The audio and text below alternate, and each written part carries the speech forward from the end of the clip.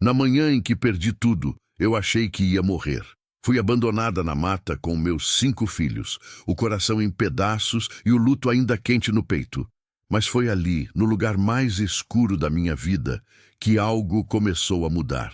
Se você gosta dessas histórias reais e emocionantes, já se inscreve no canal para me dar uma força e comenta aí de qual cidade você está assistindo essa história. Enterrei o Maneco numa segunda-feira. Não sei por que isso importa, o dia da semana, mas importa. Segunda é dia de trabalho, dia de acordar cedo e começar o que precisa ser feito. E ali estava eu, de joelhos na beira de uma cova rasa, com os 5 filhos ao redor e o padre rezando depressa porque tinha outra família esperando lá na frente da igreja. A morte do Maneco não era urgente para mais ninguém além de mim. A terra vermelha foi caindo aos poucos sobre o caixão de madeira bruta que os vizinhos tinham pregado com pressa na véspera. Eu olhava aquela terra cair e pensava numa coisa estranha, que o cheiro do cerrado naquele dia era o mesmo de sempre. Capim tostado, madeira úmida do lado da mina d'água, fumaça fina de queimada longe. O mundo não tinha parado, só eu. Maneco tinha 42 anos e morreu de uma febre que começou num domingo e não parou mais. 4 dias. Em 4 dias, o homem que eu conhecia desde os meus 17 foi embora sem conseguir me dizer, nem ao menos, onde tinha guardado os papéis da terra. Essa foi a primeira coisa que Bento perguntou. Não no enterro. No enterro ele ficou calado num canto, com o chapéu na mão e a expressão de quem está esperando algo terminar. Mas na manhã seguinte, quando eu ainda estava arrumando a roupa que as crianças tinham usado na cerimônia, ele bateu na porta. Entrou antes que eu chamasse, como sempre fez, como se a casa tivesse sido construída para ele também. Rosa, a gente precisa conversar.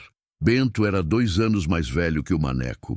Fisicamente parecido, mas diferente no jeito. Onde meu marido tinha uma calma que às vezes me irritava, o cunhado tinha uma pressa constante, um nervoso nos olhos que eu nunca soube nomear bem. Sempre achei que era o feitio dele, homem inquieto. Agora me pergunto se o que eu via não era inquietação, mas cálculo. Ele sentou à mesa sem ser convidado. Pediu água. Minha filha mais velha, Conceição, que tinha 12 anos e já sabia ler gente melhor que eu, levou o copo e não tirou os olhos dele enquanto ele bebia. Os papéis da terra, ele disse, baixando o copo. Você sabe onde o Maneco guardava? Eu disse que não sabia. Era verdade. Ele fez uma pausa, passou a língua nos dentes. É que tem uns trâmites, Rosa. A terra fica no limbo enquanto não regularizar o inventário. Pode ter problema com gente de fora querendo se aproveitar. Você conhece como é isso aqui na região? Conhecia. Tinha visto acontecer com outras famílias. Terra sem dono registrado vira alvo. Você me ajuda com isso? Eu perguntei. Vim exatamente por isso, ele disse. E sorriu. Deveria ter prestado atenção naquele sorriso. Não era o sorriso de quem veio ajudar. Era o sorriso de quem chegou antes dos outros. Os dias depois do enterro têm uma textura estranha. A gente vai fazendo as coisas no automático. Cozinha, limpa, responde quando perguntam como está, diz que está bem porque é o que se espera. Mas por dentro é como andar num campo depois da queimada. Tudo preto, tudo quieto, e você pisando devagar com medo de afundar. Eu tinha 5 filhos para alimentar. Conceição, os gêmeos Davi e Daniel, de 10 anos, a pequena Graça, de 7, e o caçula Tito, que ainda não tinha completado 4 anos e ficava me perguntando quando o pai voltava da roça. Papai foi descansar, eu dizia, mas ele não descansa de dia. Agora descansa. Tito pensava um pouco, franzindo aquela testa pequena, e voltava para o que estava fazendo. Criança aceita o mundo enquanto não aprende a questionar. Eu invejava isso nele. A roça estava parada. Tinha uns pés de milho que precisavam de cuidado, um trecho de mandioca que o Maneco tinha plantado antes de adoecer, uma horta no fundo que dependia de rega diária. Eu fazia o que conseguia de manhã cedo, antes do calor fechar, e os gêmeos me ajudavam sem reclamar. Mas era pouco. Maneco tinha o braço, tinha o jeito, tinha o conhecimento de quando plantar e quando esperar. Eu sabia fazer, mas não sabia tanto. Bento voltou 3 dias depois, desta vez com a mulher Sinhá, que entrou carregando uma panela de canjica e um sorriso largo demais para o momento. Trouxe um docinho para os meninos, ela disse. As crianças agradeceram com educação. Eu agradeci também, mas notei que Sinhá não ficou muito tempo. Tomou o café que ofereci, conversou coisas sem valor e foi embora antes de Bento, que ficou na varanda fumando e olhando para o lado do mato. Você não consegue tocar isso sozinha, Rosa, ele disse sem se virar para mim. Estou tocando, por enquanto. Mas quando vier o inverno pesado, quando precisar de braço mesmo, o que você vai fazer? Não respondi. Ele sabia que não tinha resposta boa. Eu conheço um lugar, ele continuou. Uma propriedade que está largada há anos, do outro lado da mata. Era de uma velha que todo mundo diz que morreu. Casa simples, mas em pé. Tem água na bica, tem terreno bom. Você poderia recomeçar lá, longe desse peso todo aqui. Eu olhei para ele. E as terras daqui? Ele jogou a bituca no chão e virou para mim. Deixa eu cuidar disso. Enquanto o inventário não sai, eu administro. Quando regularizar, a gente vê. Tinha alguma coisa errada naquilo. Eu sentia, da mesma forma que se sente quando o tempo vai mudar. Não tem como explicar, mas o corpo sabe antes da cabeça. Um aperto no peito que não é tristeza, é aviso. Mas eu estava cansada, estava com fome de solução. Estava sozinha, com 5 filhos num terreno que não sabia se ia conseguir manter, num lugar onde as pessoas tinham pena de mim durante um enterro e depois voltavam para a vida delas. Quando você quer ir ver esse lugar? Perguntei. O sorriso voltou.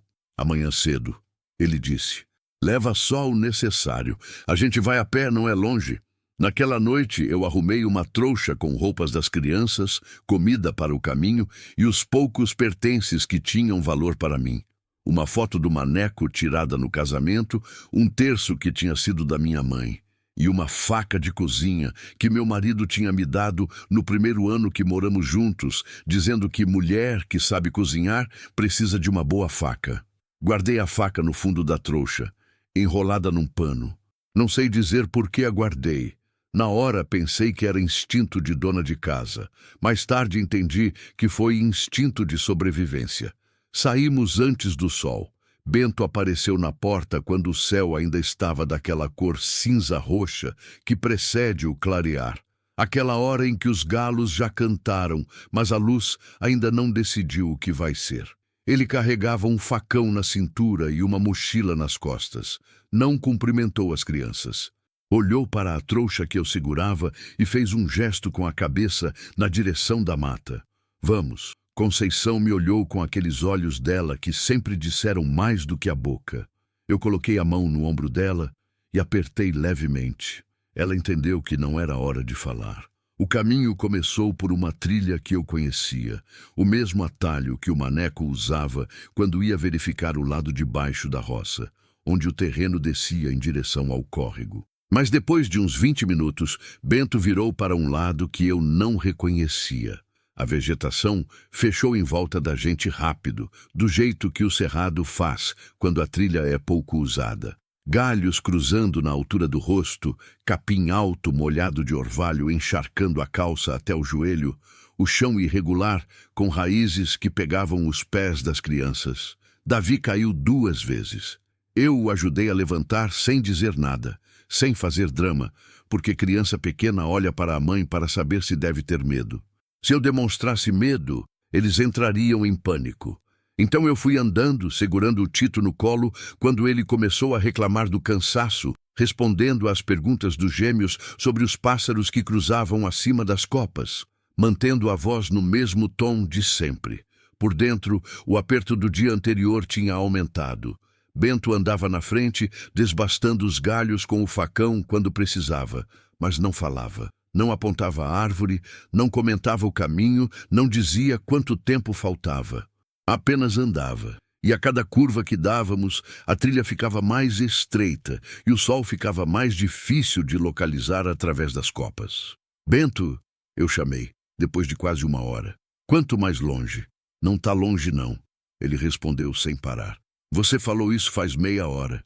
Ele não respondeu. Conceição veio caminhar do meu lado e encostou o rosto no meu braço por um segundo.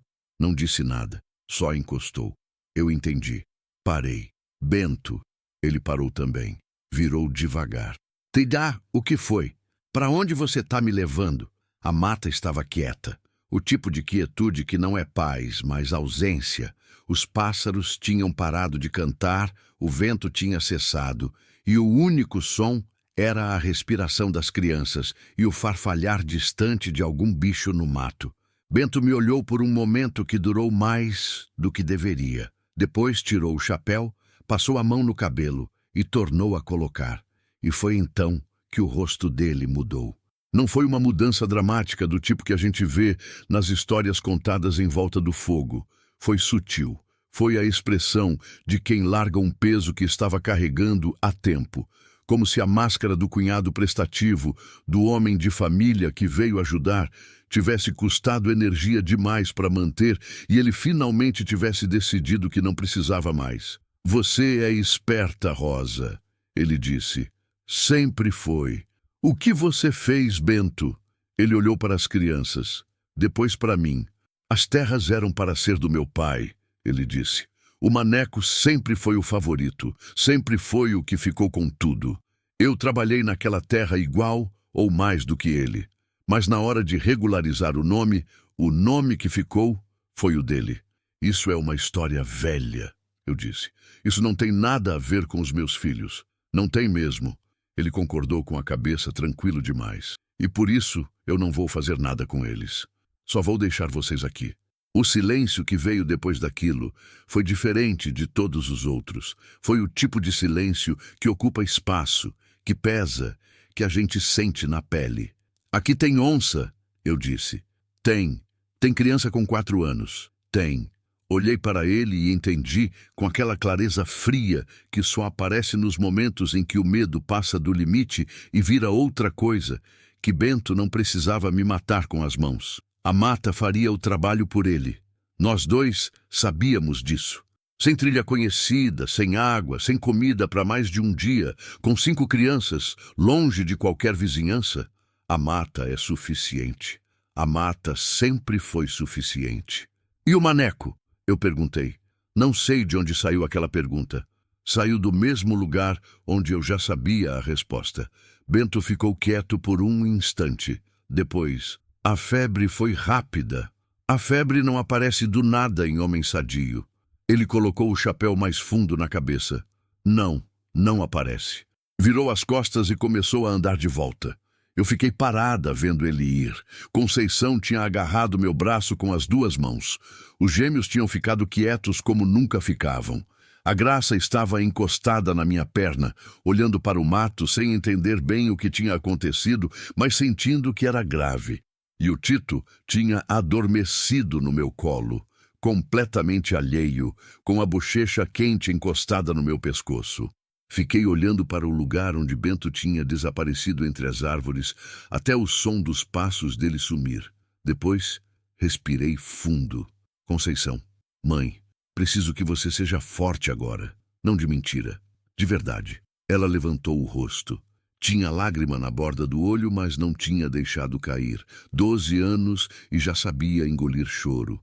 Eu não sabia se isso era força ou se era uma perda que ela ainda ia sentir mais tarde. Estou, ela disse.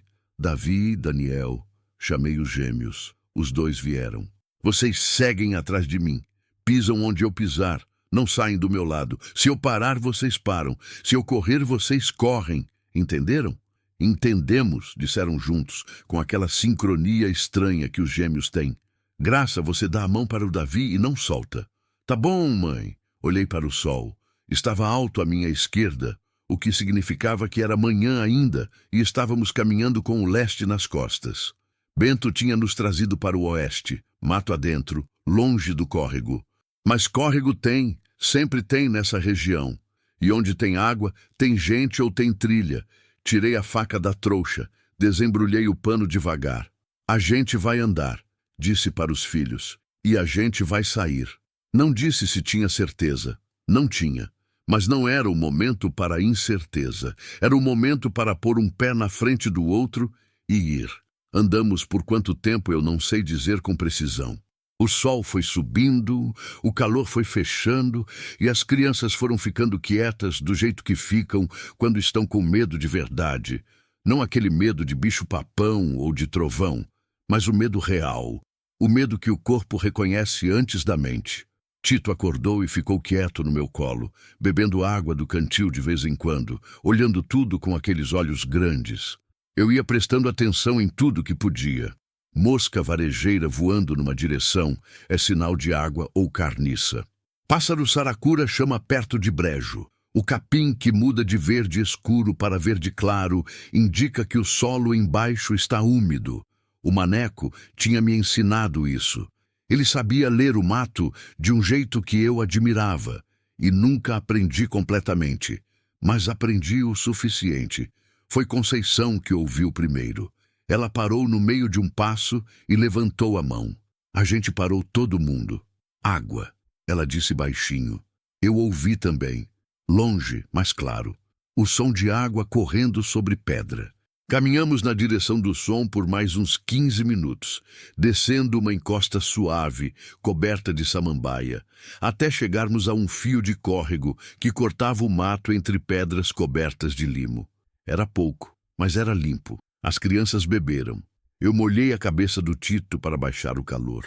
Foi quando Daniel disse: "Mãe, olha ali." Apontou mata acima, para uma elevação à nossa direita. Entre as árvores, mal visível por causa da vegetação que tinha crescido em volta, havia uma estrutura. Parede de adobe, telhado de palha parcialmente desabado de um lado, uma janela sem vidro, entupida de cipó. Uma casa, velha, talvez abandonada, mas uma casa. Olhei para Conceição. Ela olhou para mim. "Vamos", eu disse. A subida até a casa foi mais difícil do que parecia de baixo.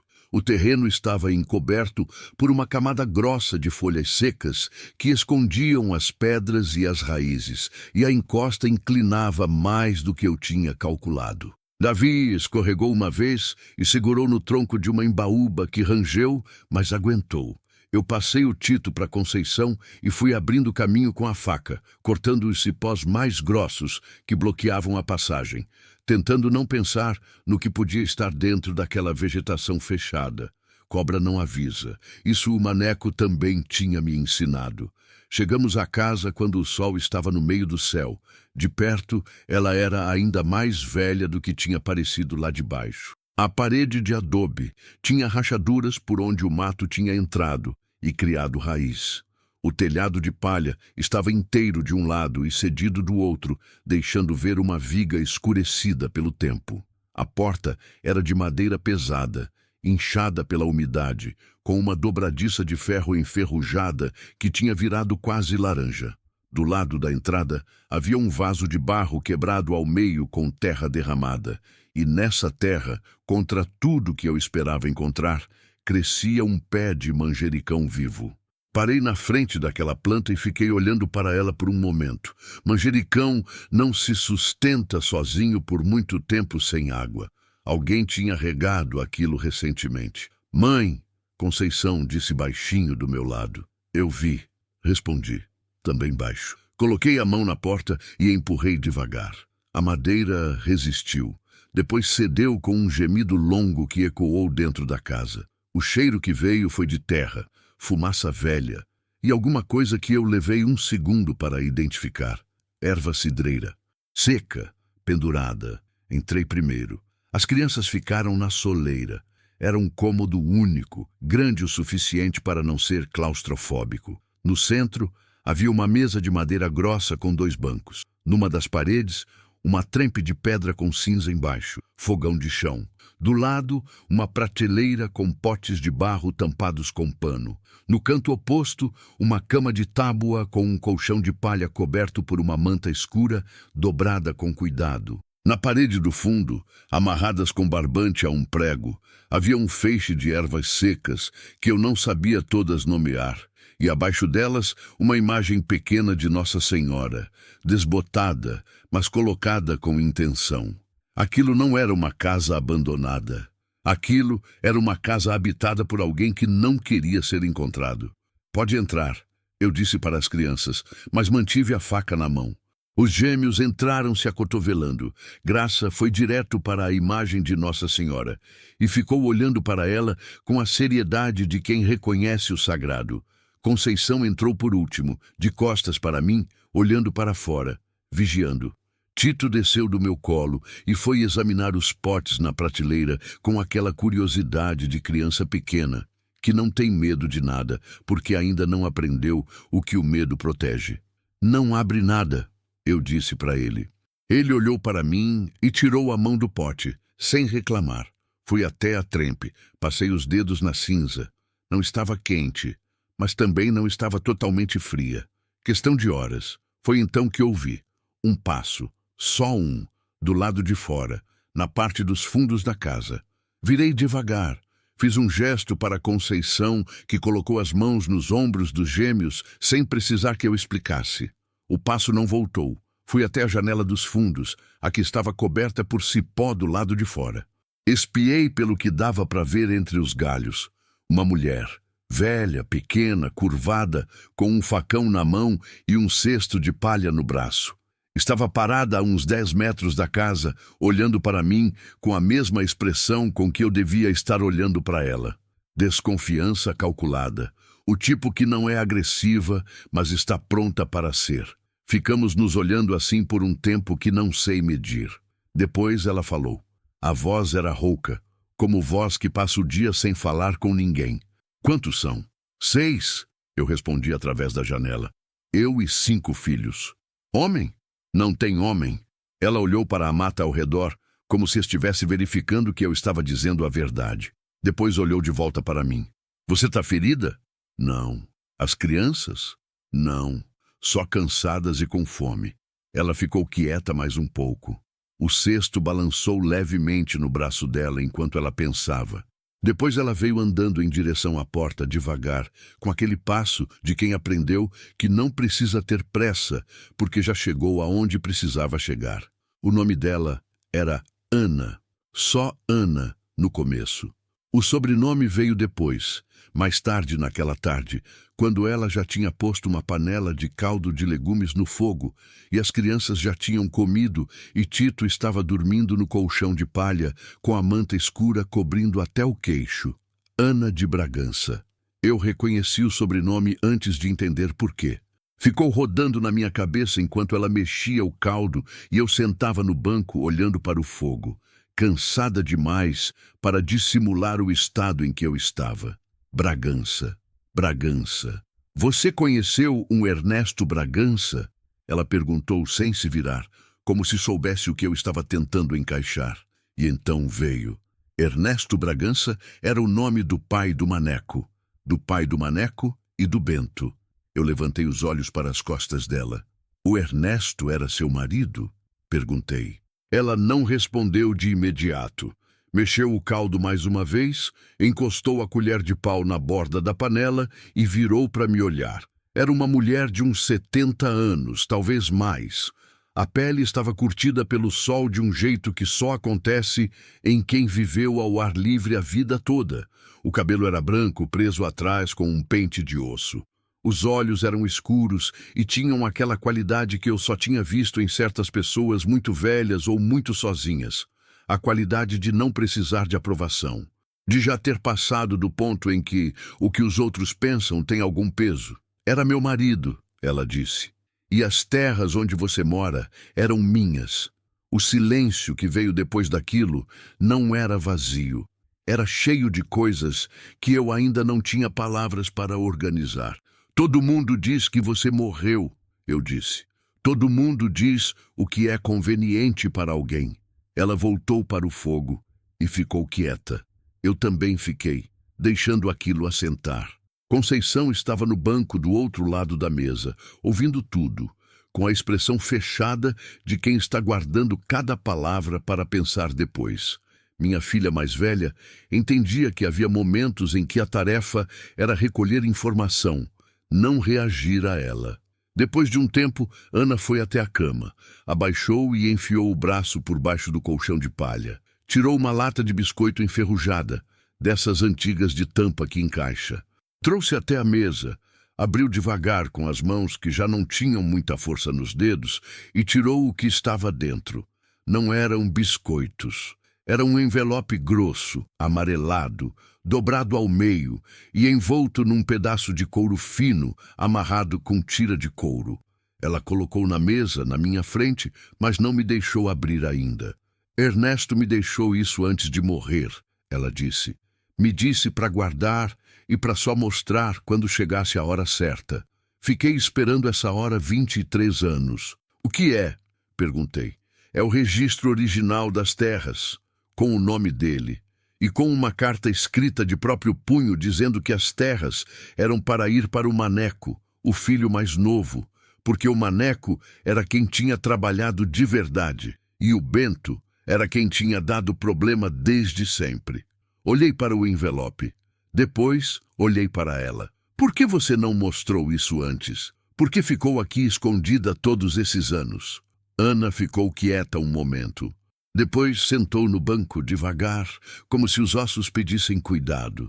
Porque o Bento me ameaçou quando o Ernesto morreu, ela disse, com a voz plana de quem já digeriu a dor até ela virar só fato.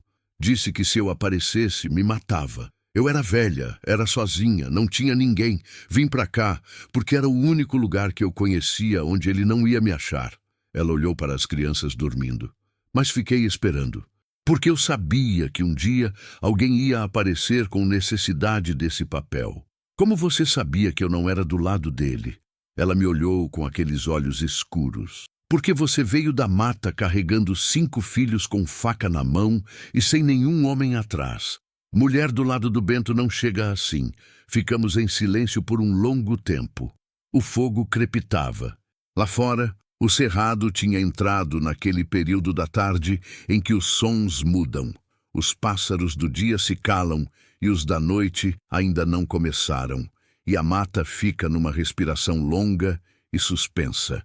Estendi a mão para o envelope.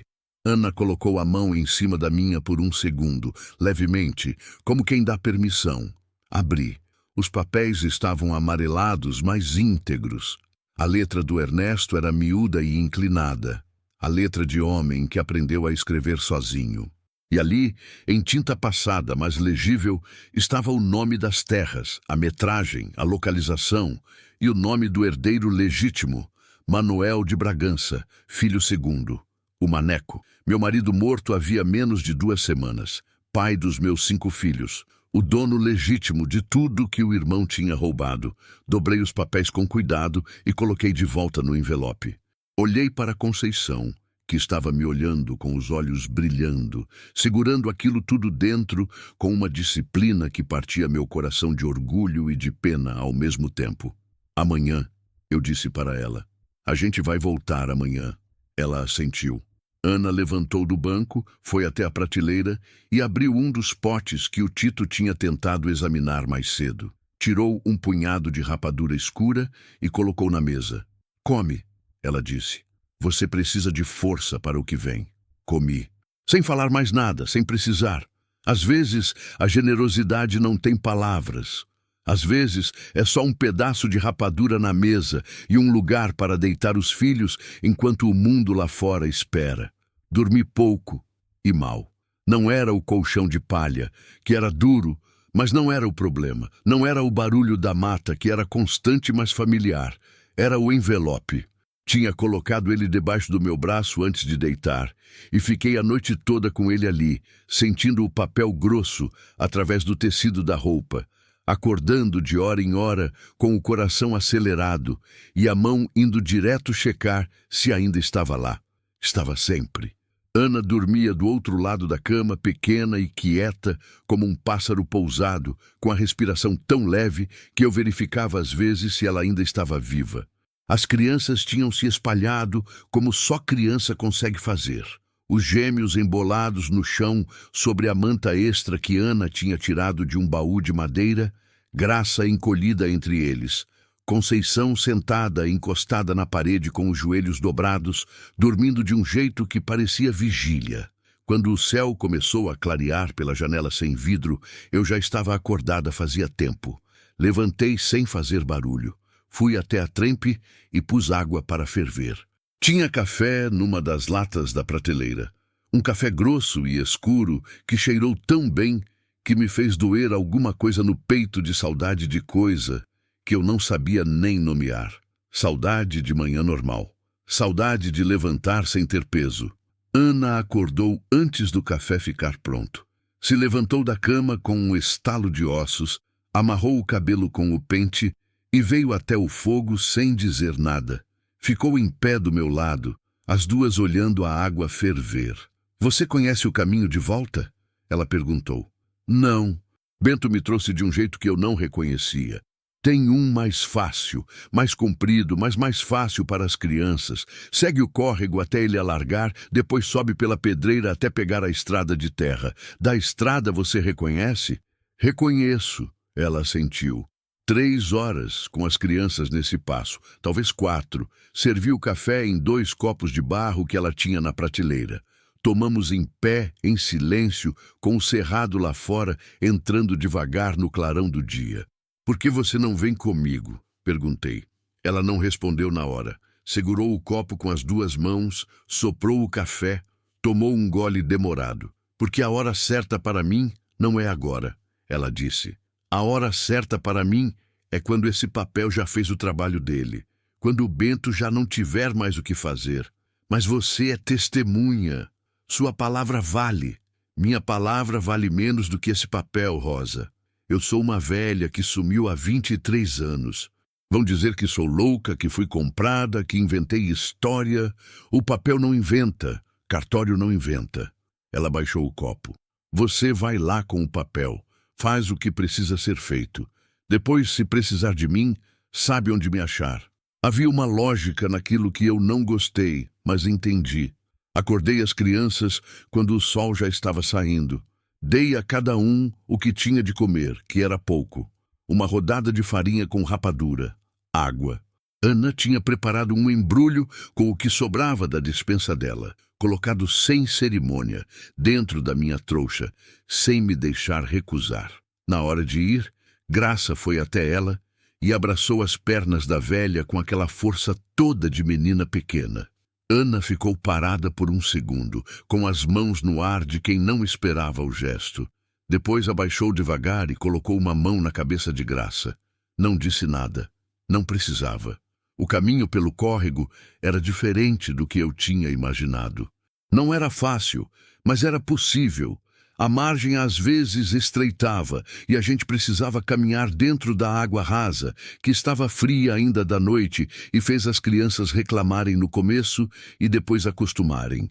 O som da água cobrindo as pedras menores ajudava a não ouvir os outros sons do mato, o que era bom e ruim ao mesmo tempo, porque eu precisava ouvir tudo.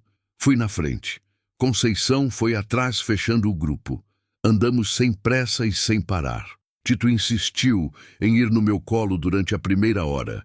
Depois acordou para a aventura e quis andar sozinho, pisando nas pedras da margem com uma concentração séria de quem está executando uma tarefa importante. Graça catou uma pedra cor-de-rosa e carregou o caminho todo, segurando com as 2 mãos como se fosse ouro. Os gêmeos competiram em silêncio sobre quem encontrava mais pegada de bicho na lama da margem, apontando e gesticulando sem falar, como se tivessem combinado que o silêncio era necessário. Crianças entendem mais do que a gente supõe. Elas não sabiam os detalhes do que estava acontecendo, mas sabiam o peso. Sentiam que não era hora de barulho. Quando o córrego alargou, como Ana tinha dito que ia alargar, eu reconheci o lugar. Não tinha nome, mas eu tinha passado por ali uma vez com o Maneco, anos atrás, quando ele foi verificar o limite do terreno do lado sul. Tinha uma pedra grande em formato de dorso de animal que o Maneco tinha chamado de anta, e ali estava ela, exatamente igual, coberta de musgo escuro de um lado. Parei diante daquela pedra e fiquei olhando para ela por um momento. O maneco tinha fumado um cigarro encostado nessa pedra, enquanto eu sentava na margem com os pés na água, grávida do Tito, reclamando do calor. Ele tinha rido. Tinha dito que eu reclamava do calor, mas nunca queria ir embora antes da hora. Essa memória veio de uma vez, completa, e foi embora do mesmo jeito. Não era hora. Sobe aqui, chamei as crianças apontando para a encosta da pedreira. Chegamos à estrada de terra no início da tarde. O sol estava pesado e as crianças estavam caladas daquele silêncio de cansaço real.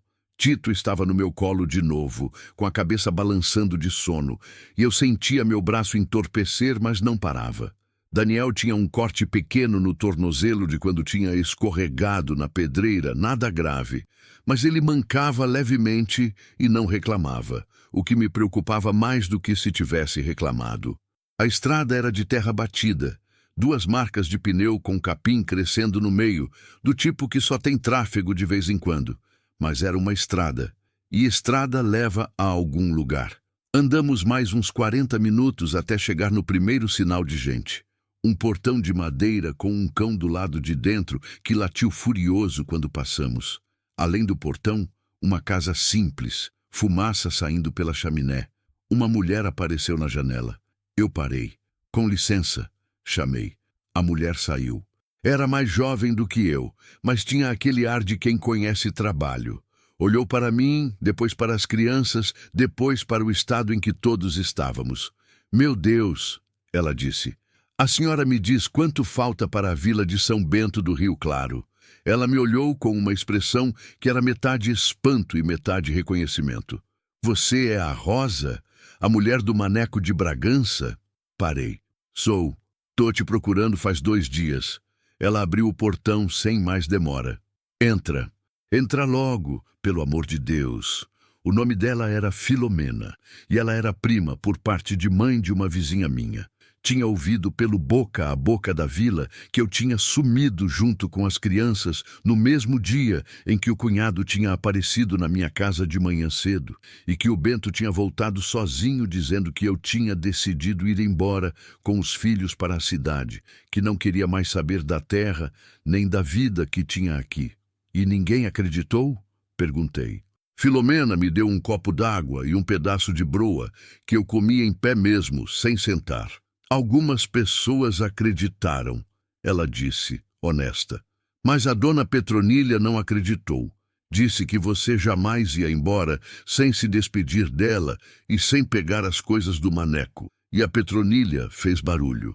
Dona Petronília era uma senhora de 80 anos que morava na vila há mais tempo do que qualquer construção.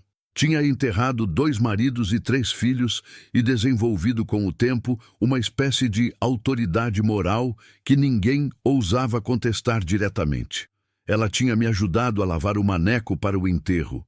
Tinha ficado a meu lado durante a cerimônia sem precisar que eu pedisse. Senti alguma coisa se soltar no peito ao ouvir o nome dela. E o Bento? Perguntei. O que ele está fazendo? Ontem foi ao cartório, disse Filomena, com uns papéis. Dizem que vai tentar registrar as terras no nome dele com alguma coisa que ele achou na casa. Pus o copo na mesa. Tem alguém que possa me levar à vila agora? Filomena olhou para o quintal, onde um cavalo pastava junto com 2 cabras. Tenho a carroça, mas não anda rápido. Anda o suficiente. Entramos na vila quando o sol estava baixando, aquela hora em que a luz fica lateral e dourada e as sombras ficam longas, e as pessoas que estão do lado de fora param o que estão fazendo para olhar quem chega. Pararam. Eu cheguei numa carroça velha, com 5 filhos, em estados variados de cansaço e sujeira, com lama até o joelho, o cabelo solto e desfeito, uma faca enrolada em pano dentro da trouxa e um envelope de couro debaixo do braço. Reconheci o olhar das pessoas. Era o mesmo que eu tinha recebido no enterro do maneco. Pena, curiosidade, aquele misto desconfortável de alívio por não ser com elas. Não liguei. Desci da carroça, peguei o Tito no colo e disse para Conceição que ficasse com os outros. Fui direto para a casa de Dona Petronília. Ela estava na varanda quando eu cheguei, na cadeira de balanço de sempre com o terço nas mãos. Quando me viu, ficou quieta por um segundo que durou muito. Depois levantou devagar com os braços abertos e eu entrei naquele abraço com tudo que tinha segurado desde que o maneco tinha morrido, desde que a terra tinha caído sobre o caixão dele, desde que Bento tinha virado as costas e sumido na mata, deixando os meus filhos para trás. Não chorei muito, só o suficiente para continuar. Ele foi ao cartório, eu disse quando me afastei. Eu sei, ela disse, mas o cartório fecha às 5, ainda está fechado. Olhei para o sol. Faltava. Amanhã cedo eu preciso ser a primeira na fila, eu disse. Você vai ser, ela disse. Simples assim.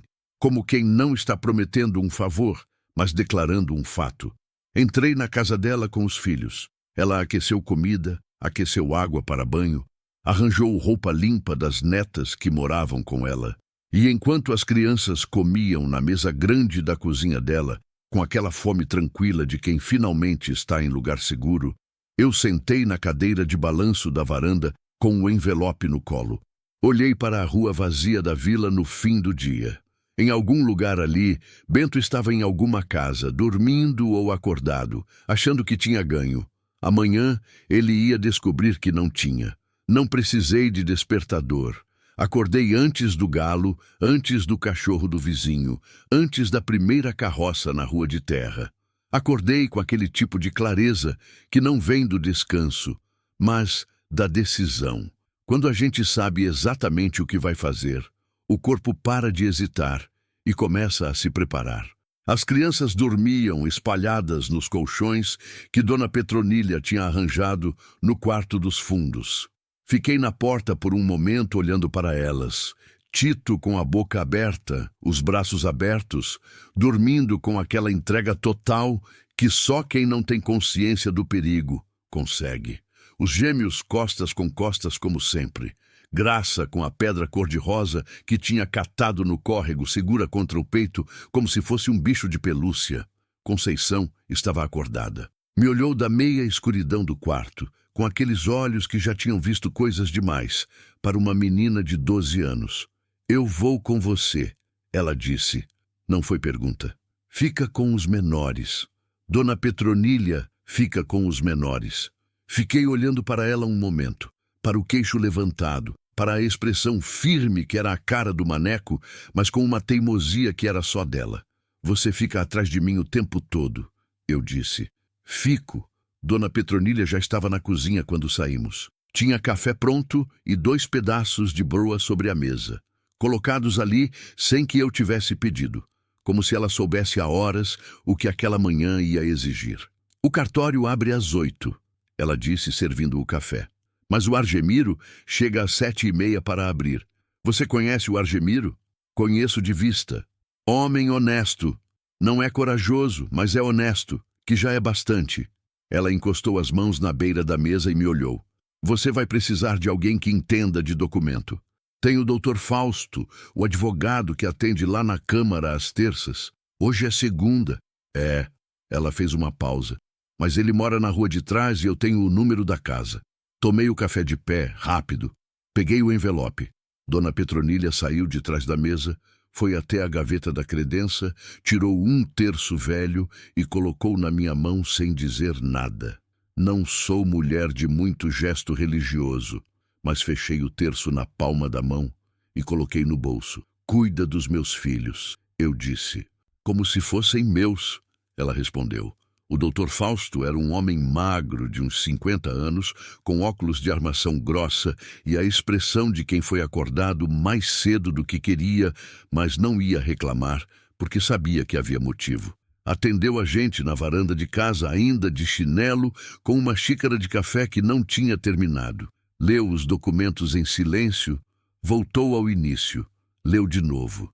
Depois tirou os óculos e esfregou os olhos. Onde você achou isso? Ele perguntou. Eu contei.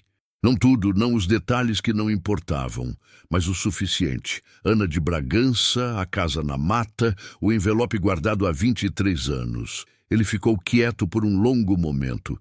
Olhou para o envelope, depois para mim. Você sabe o que esse documento significa? Significa que as terras nunca foram do Bento. Significa mais do que isso. Ele dobrou os óculos e os pendurou no bolso do pijama. Significa que o registro que ele tentou dar entrada ontem não tem validade nenhuma. Não tem como registrar em nome de quem não é herdeiro legítimo quando existe documento anterior, assinado e testemunhado pelo proprietário original, designando outro herdeiro. Ele olhou para Conceição, que estava parada do meu lado com as mãos juntas na frente. Esse homem vai ter problema sério, senhora Rosa. Problema que não é só de terra. Eu sei, eu disse. Você quer que eu vá ao cartório com você? Não esperava aquilo. Fiquei 1 segundo sem resposta. O senhor faria isso? Ele levantou com o café ainda na mão. Deixa eu trocar de roupa. Éramos 3 quando chegamos ao cartório. Eu, Conceição e o doutor Fausto com a pasta de couro que tinha pegado no escritório dentro de casa. O Argemiro abriu a porta às 7h40 e quando viu o advogado parou com a chave na fechadura. Doutor Fausto, que novidade. Bom dia, Argemiro. A gente precisa verificar uma entrada de registro feita ontem. Argemiro nos deixou entrar. A sala do cartório tinha aquele cheiro de papel velho e tinta, que é igual em todo o cartório do Brasil. Aquele cheiro de documento, de oficial, de coisa que vai durar mais do que a gente. Havia uma mesa comprida, um balcão e nas paredes, prateleiras com pastas ordenadas por ano. Enquanto o Argemiro ia buscar o protocolo do dia anterior, eu fiquei parada no centro da sala segurando o envelope. A porta da rua estava aberta. Lá fora, a vila estava acordando. Ouvia o barulho do mercadinho abrindo, uma moto passando, vozes de criança indo para a escola. O mundo normal continuando do lado de fora, enquanto aqui dentro estava sendo decidida uma coisa que mudava tudo. Argemiro voltou com uma pasta fina. Aqui. Entrada de ontem à tarde, 4h40, Bento Cirilo de Bragança solicitando registro de posse por herança das terras descritas nesse memorial. O doutor Fausto abriu a pasta, leu, abriu o envelope que eu tinha entregado para ele e comparou os 2 documentos por alguns minutos. Depois, assentou a cabeça com aquela expressão de quem encontrou exatamente o que esperava encontrar. Argemiro, essa entrada precisa ser suspensa enquanto se verifica a legitimidade da documentação anterior. Temos aqui o registro original do proprietário Ernesto Vieira de Bragança, designando como herdeiro das terras o filho Manuel, e não o Bento. Qualquer registro subsequente que contrarie esse documento é nulo. Argemiro pegou os 2 documentos. Ficou olhando de um para o outro. Passou os dedos sobre a assinatura do Ernesto, sobre o carimbo do cartório da cidade onde tinha sido lavrado, sobre as datas. Isso é legítimo, ele disse baixinho, mais para si do que para nós. É, disse o doutor Fausto. Foi então que a porta do cartório abriu. Bento entrou como entrou na minha casa naquele dia depois do enterro, sem bater, com aquele passo de quem tem certeza que o espaço é dele. Estava de chapéu, de camisa passada, como o homem que vai resolver negócio. Entrou olhando para o Argemiro, começou a dizer alguma coisa sobre o registro, e então me viu. Parou. O silêncio que veio foi diferente de todos os que eu tinha vivido nos últimos dias. Foi o silêncio de quem calcula, e no meio do cálculo percebe que os números não fecham mais. Olhei para ele. Não com raiva, porque raiva gasta energia que eu precisava para outra coisa. Olhei com aquela frieza que vem quando a gente passou do medo e chegou do outro lado.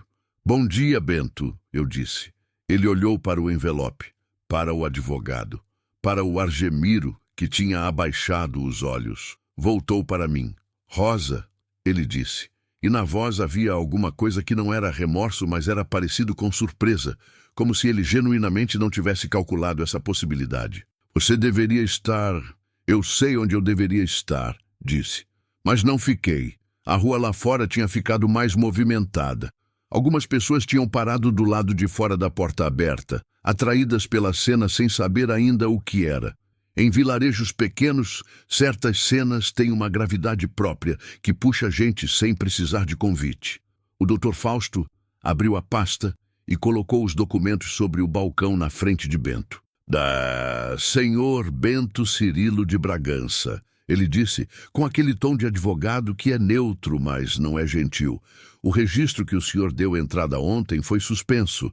Temos aqui documentação original, provando que as terras em questão foram designadas pelo falecido Ernesto Vieira de Bragança ao filho Manuel, marido da senhora Rosa, e, portanto, pertencem agora, por viuvez, à senhora Rosa e aos filhos dela. O senhor não tem direito legal sobre essas propriedades. Bento não disse nada. Do lado de fora, o número de pessoas tinha aumentado. Reconheci a Filomena, que devia ter chegado na vila mais cedo. Reconheci vizinhos, reconheci o dono do mercadinho na porta do estabelecimento. E reconheci, no fundo do pequeno grupo, Dona Petronília, que não estava mais em casa com as crianças e devia ter arranjado alguém para ficar com elas porque sabia, velha experiente que era, que esse momento precisava de testemunha. Bento olhou para a rua, para as pessoas, para mim. E eu vi a hora em que o homem que ele tinha tentado ser por todos esses anos, o homem de família, o cunhado prestativo, o herdeiro injustiçado com uma narrativa pronta, desabou de uma vez como parede de adobe na chuva forte. Eu não fiz nada de errado, ele disse, mas disse baixo, e baixo demais não convence ninguém. Você me deixou na mata com 5 filhos. Eu disse alto o suficiente para que a porta ouvisse, depois de me dizer que matou o maneco. O silêncio que veio foi o tipo que dói.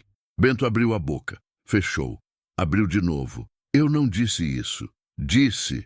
Perguntei se a febre tinha vindo do nada e você disse que não. Essas foram suas palavras. Disse que febre não aparece do nada em homem sadio, e você concordou. Isso não prova nada. Não precisa provar tudo sozinho, disse o Dr. Fausto, com a mesma calma de antes.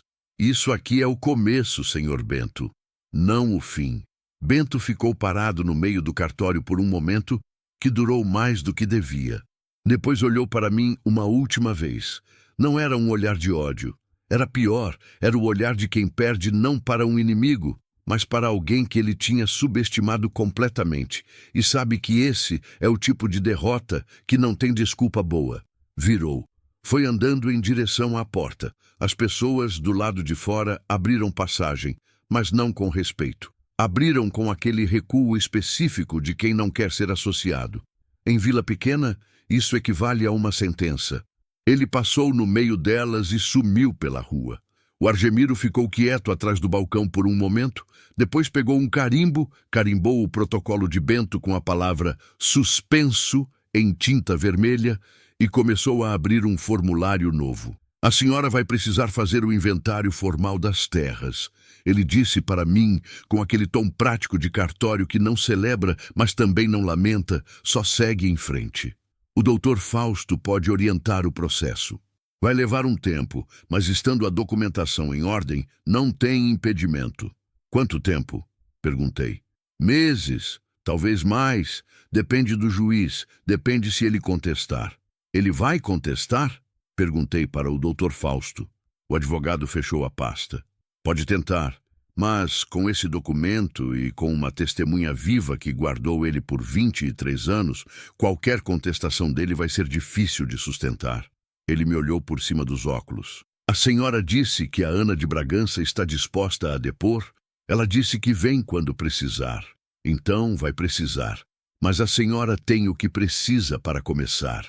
Dobrei o envelope e coloquei de volta debaixo do braço. Conceição tinha ficado ao meu lado o tempo todo. Quando me virei para ela, ela estava olhando para a rua por onde Bento tinha sumido, com aquela expressão fechada que eu não sabia ainda se era raiva ou alívio ou as duas coisas ao mesmo tempo. Conceição. Ela virou. Acabou? Ela perguntou. A parte de hoje acabou, eu disse. Ela assentiu. Lenta, mas assentiu. Saímos do cartório na luz da manhã que estava agora completamente aberta, amarela e limpa sobre as casas de adobe e o barreiro seco da rua. As pessoas que tinham ficado do lado de fora não aplaudiram, não gritaram, não fizeram nenhum daqueles gestos que acontecem nas histórias quando a justiça aparece. Apenas olharam. Algumas Acenaram com a cabeça. A Filomena disse meu nome em voz baixa e apertou meu braço de passagem. Dona Petronília estava no mesmo lugar onde eu a tinha visto, no fundo do grupo. Quando cheguei até ela, ela não disse nada. Só me olhou com aqueles olhos velhos que tinham visto enterro demais e traição demais e reconstrução demais para se surpreender com qualquer uma das três. Peguei a mão dela. Ela apertou a minha. E a gente ficou assim por um momento na rua de terra, com o sol da manhã em cima da gente, enquanto a vila ao redor voltava devagar para o barulho de sempre. Voltei para as minhas terras numa manhã de quinta-feira, 3 dias depois do cartório. Não voltei sozinha. Dona Petronília veio, a Filomena veio com o marido, um homem calado, de mãos grandes, chamado Onésimo, que carregou a trouxa sem que eu pedisse e não falou nada o caminho todo, que é o tipo de ajuda que vale mais do que discurso. 2 vizinhas da vila que eu mal conhecia de nome vieram também, sem explicação, com uma lata de tinta e um saco de ferramentas que eu não sabia de onde tinham saído. E o doutor Fausto passou pela estrada de carro e parou quando nos viu caminhando. Ofereceu carona para as crianças e foi embora depois de deixá-las no portão sem aceitar agradecimento. A casa estava do jeito que Bento tinha deixado quando foi embora. Porta aberta, algumas gavetas reviradas, a foto do maneco que eu tinha na parede do quarto jogada no chão com o vidro quebrado. Fiquei parada na entrada por um momento olhando aquilo. Conceição foi direto pegar a foto, tirou os cacos de vidro com cuidado e colocou a imagem na beira da janela, apoiada na parede, olhando para dentro da casa. Foi esse gesto que me fez começar. Peguei a vassoura do canto e varri. Tem uma coisa que acontece quando a gente volta para um lugar que é seu, depois de ter sido forçada a sair. O corpo reconhece antes da cabeça. O jeito que a luz entra pela janela do sul no fim da tarde, o barulho específico que o vento faz quando passa pela fresta da telha do lado direito, o cheiro de terra molhada que sobe do quintal quando o calor cede. Eu reconheci tudo aquilo ao mesmo tempo, de uma vez, como quem ouve uma música antiga e sente na pele antes de lembrar o nome. Essa era minha casa. Tinha sido minha casa quando o maneco estava vivo, tinha continuado sendo quando ele morreu e tinha continuado sendo quando Bento tentou me tirar dela. Papel nenhum tinha mudado isso, e papel nenhum precisava confirmar para eu saber, mas o papel ajudava. O processo estava em andamento. O doutor Fausto tinha explicado os passos com aquela paciência de quem sabe que lei é lenta, mas não precisa ser cruel. O inventário ia ser aberto, a documentação ia ser apresentada, e enquanto o processo corria, eu podia permanecer nas terras como posseira legítima, com o documento do Ernesto como respaldo. Bento não tinha dado nenhum sinal. Ninguém sabia onde ele tinha ido. O Argemiro tinha repassado as informações para a delegacia do município vizinho, que era o que cabia fazer por enquanto. A justiça humana tem o passo dela. Eu aprendi a não esperar que ela corresse na mesma velocidade que o sofrimento. A horta precisava de água urgente. Os pés de tomate estavam murchos, mas não mortos, o que significava que ainda havia salvação se eu agisse rápido. A mandioca estava bem, mandioca sempre está bem. É planta que sobrevive ao abandono melhor do que gente. O milho tinha perdido 2 fileiras do lado que pega sol forte demais, mas o resto tinha resistido. Onésimo olhou a roça, sem que eu pedisse, e disse que precisava de uma limpeza nos canteiros do fundo, que o mato tinha aproveitado o descuido para avançar. Perguntou se podia começar. Eu disse que podia. Ele pegou o facão que tinha trazido e foi.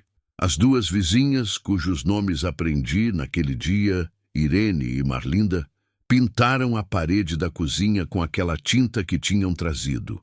Um branco que ficou irregular em cima do adobe, mas ficou bonito por isso, com aquela textura de coisa feita à mão. Marlinda cantarolava enquanto passava o rolo. uma música que eu não reconhecia, e o som disso dentro da casa, junto com o cheiro de tinta e o barulho das crianças do lado de fora, foi a coisa mais parecida com normalidade que eu tinha sentido desde que o Maneco tinha adoecido. Sentei na soleira da porta da frente enquanto isso tudo acontecia ao redor. Estava cansada. Não o cansaço dos últimos dias, que era agudo e urgente, mas um cansaço mais fundo, o tipo que aparece quando o perigo passa e o corpo finalmente entende que pode parar de funcionar no limite. Graça veio se sentar do meu lado. Colocou a pedra cor-de-rosa no colo dela e ficou olhando para ela em silêncio. Mãe, ela disse depois de um tempo. O quê? A gente vai ficar aqui? Vamos ficar aqui. Ela olhou para a pedra. Depois para o quintal onde os gêmeos estavam ajudando Onésimo a arrancar o mato com as mãozinhas que mal pegavam o cabo da enxada. Bom, ela disse. Só isso. Bom. E voltou a olhar para a pedra. Dona Petronilha ficou até o fim da tarde. Passou a maior parte do tempo sentada na cadeira da varanda, que era a cadeira do Maneco. Aqui ficava voltada para o terreiro, observando tudo com aquela atenção tranquila de quem já não precisa fazer, só precisa testemunhar. Às vezes dava uma instrução para uma das crianças, arrumava alguma coisa pequena, pedia um copo d'água, mas principalmente ficou. Antes de ir embora, quando o sol estava baixando e Onésimo já tinha voltado do fundo da roça com as mãos sujas e aquela expressão satisfeita de trabalho cumprido, ela veio até mim na cozinha, onde eu estava começando o jantar. Rosa, parei de mexer a panela. Você vai ter dias difíceis ainda, ela disse sem rodeio, como era o jeito dela. Processo, fofoca, gente que vai ficar do lado do Bento porque é mais fácil do que admitir que estavam errados. Você vai ter que repetir a sua história mais vezes do que deveria ser necessário. Ela parou. Mas você já fez a parte mais difícil. Que parte foi essa? Voltou.